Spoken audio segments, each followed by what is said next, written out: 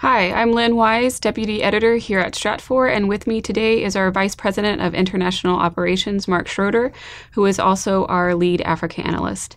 Today we're going to be talking about the political and security situation of Nigeria since the elections.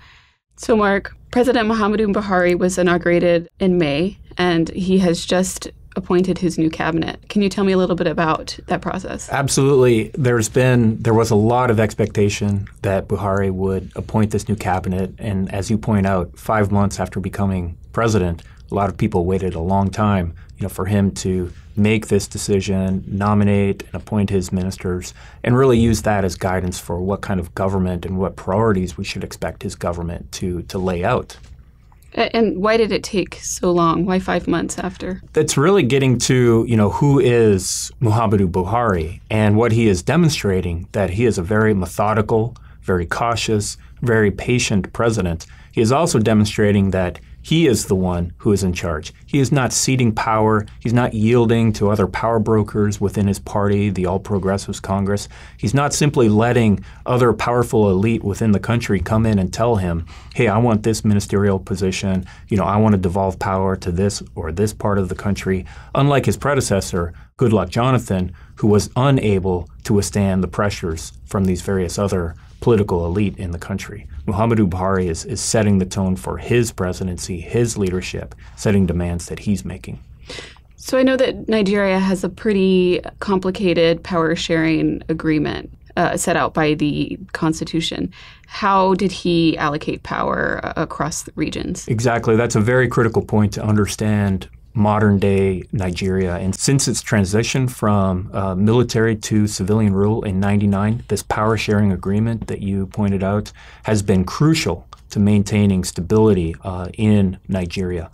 Now, Buhari has complied with constitutional requirements to appoint ministers to his government from each of the states of the 36-state federation that makes up Nigeria. And he is doing so to make sure that there is an even-handedness, a fair distribution of political power and the economic resources that come from being in the cabinet of his presidency. And so, of course, militancy in Nigeria is a huge concern. It's one of his priorities.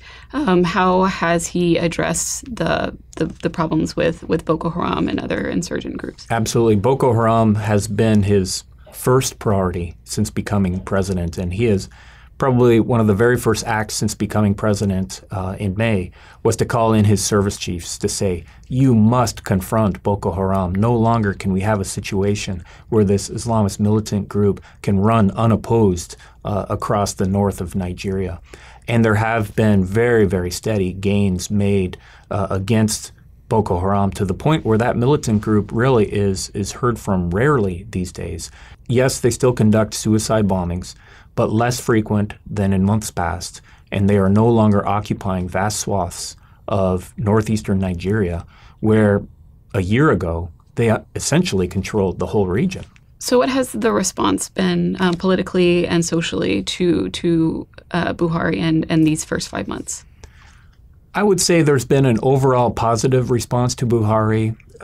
First, having a change in government to one that is much more demanding of performance and demanding of accountability than the previous People's Democratic Party had, which had let corruption and underperformance kind of run away or run the system.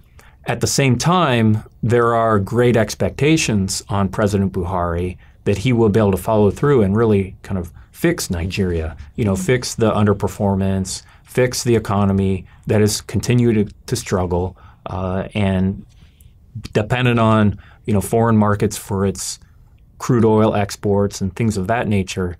Nigeria faces a lot of challenges.